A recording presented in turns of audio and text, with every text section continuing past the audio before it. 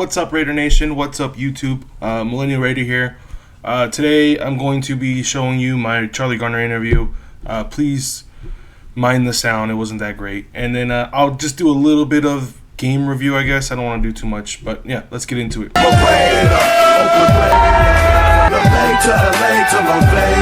If you haven't liked, if you haven't commented, if you haven't subscribed, please do.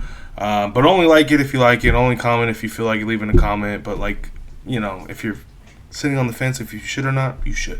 You definitely should. So I was gonna do a vlog for the Charlie Garner event, but I don't really know how to do like a full vlog yet. And so what I'm gonna be doing is just kind of holding my footage maybe throughout this season, and make one at the end of the season. That way I'm not just spamming a bunch of stuff that I'm not really like interested in or care to do, but maybe I can tell a good story at the end of the season. But yeah, the Charlie Garner event went great. You know, this was the first time for me meeting a lot of people that I've done business with online for over a year. So I started selling memorabilia like last year, which is kind of how I got my memorabilia. My giveaways, I pretty much just get a lot of Raider stuff, pick what I want, sell some other stuff, and kind of just break even, being able to give away on the Instagram page. I'm going to start shifting that to YouTube to kind of, one, you know, my supporters, give them an opportunity to win something exclusively. Like, I feel like it's easier to win here, the people that are on my Instagram, just because that has, you know, a lot more bigger of a network or platform. But this is kind of more fun for me is YouTube, and I appreciate you guys watching. So I'll definitely work on that. But yeah, I was meeting up with DJ Raider, Die Hard Raider Nation. I've been to one of their events before, but I didn't really know them. I joined DJ's group in like, I want to say like last year, and started raffling stuff off. And so DJ is, you know, like a legendary framer. He frames stuff really, really great. Julio from Die Hard Raider Nation is like the Raider, I don't know, booster club in Arizona. And so yeah, it was kind of cool to finally meet them. You know, I did like a little promo video for them. They were very appreciative of it. Charlie Garner was there, and so, you know, it was nice to meet Charlie. Me and my wife had the Charlie Garner shirts, which was cool. People, there was a guy that was upset because Charlie was signing like Eagles and 49er stuff, but my guys, the way they make the money is on the back end, and that's kind of their hustle. So don't hate on them, but I might even cut this out of the video. Yeah, so quick review on the game. You know, Minshew's Minshew. Antonio Pierce is a rookie head coach. You know, Jim Harbaugh outcoached him. That's what do you think is going to happen? So I'm not really shocked. I hate to be like the told you so guy. I never want to be that guy. Like, I really hate that guy.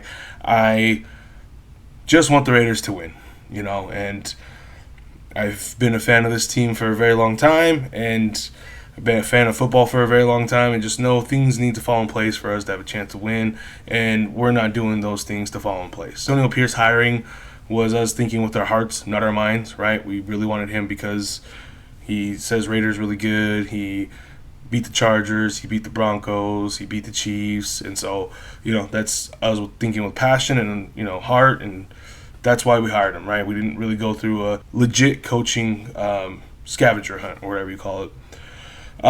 Same thing for the quarterback.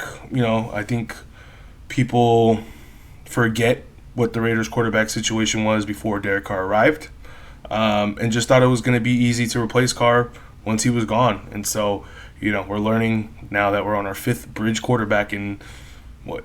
How many games has Carr been not our quarterback? 20 games, 22 games.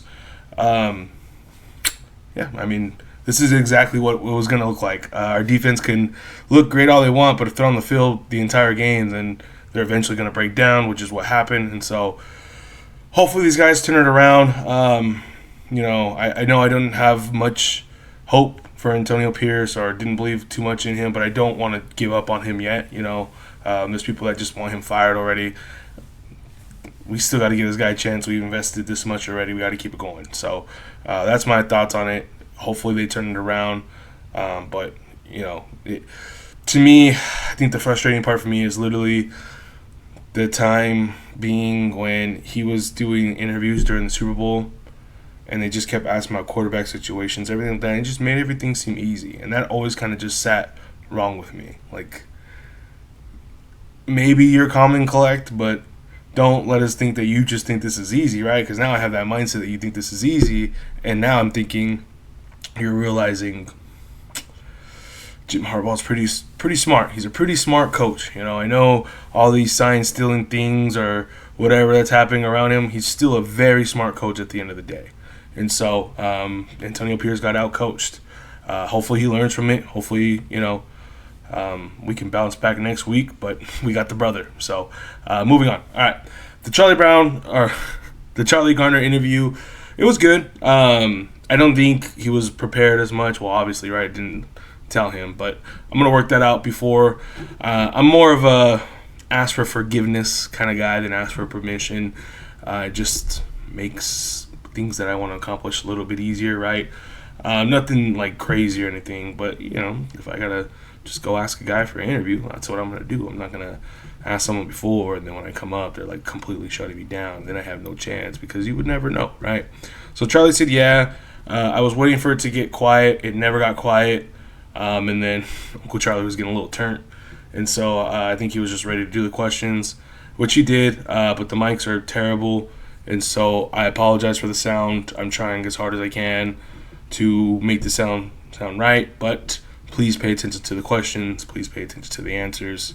Because I'm guarantee that there's something in this interview that you didn't know, right? And so that's the whole point of this. And that I think I did pretty well on. So let me know what you guys think in the comments. Please subscribe if you like it. Let's do it. Road to where it's at. What's up, Raider Nation? I'm here with Charlie Garner. I feel like get a video off my Mount Rushmore running backs. He was definitely on it. This is my guy. Nice shirt, you know what I'm saying? Question number one, what's your favorite Al Davis moment? Like memory, conversation. He actually came up to me in practice one time and said, you see that parking lot over there full of cars? So like you're talking about the players parking lot? He was like, yeah, those are my cars. I bought all of those. I said, wow. Wow. That's a good one. Another question I have is, you might have asked you about that 2004 Buccaneers game? The later game? Oh, sure. So we heard a lot about what that game meant to Tim Brown, what that game meant to Warren Sapp. What did that game mean to you? Coming back to Oakland as a Buccaneer and returning after that show. I blew my damn knee out. That's right, before the game. I had a lot of hair on that side of the ball, and I miss those guys. And, yeah. If it wasn't for the head coach at that time, I would have stayed there. I definitely just didn't get along with him. Yeah, I think a lot of guys followed John Gruden. That was kind of the good. It's not like I followed John Gruden. I was just away from being Tannehill. Okay. All right. I understand that. So the Coliseum closing in about 2 weeks. Besides the AFC Championship game, what's one of your favorite moments at the Coliseum? Yeah. Actually, when I first went there, I was an Eagle. At the same time, I came over there, I was a 49er, and they were throwing Corona bottles at us. And we get off the bus, I'm not bullshit, they were throwing Corona bottles at us. I was like, oh, yeah. I got to be a part of this, and I just as well. All right, my last question. What's your favorite moment that happened to a teammate? Like, what's your favorite play that you remember? Any teammate? I mean, it's so many, man. I mean, because I played 11 years and I met a lot of good people. And played for a few good organizations. I would actually say, getting a chance to play with Tim Brown and Jerry Rice on the same team and meet those men and learn from those guys. Okay, all right. I appreciate it. I do have a little gift for you. I had this card since I was a kid. It's about 8 rookie cards. And if you run it down with all this later stuff on the rookie card, you know you get around with that. I appreciate that. I got that mic from you. All right. Oh, man. I appreciate it, brother. Thank you.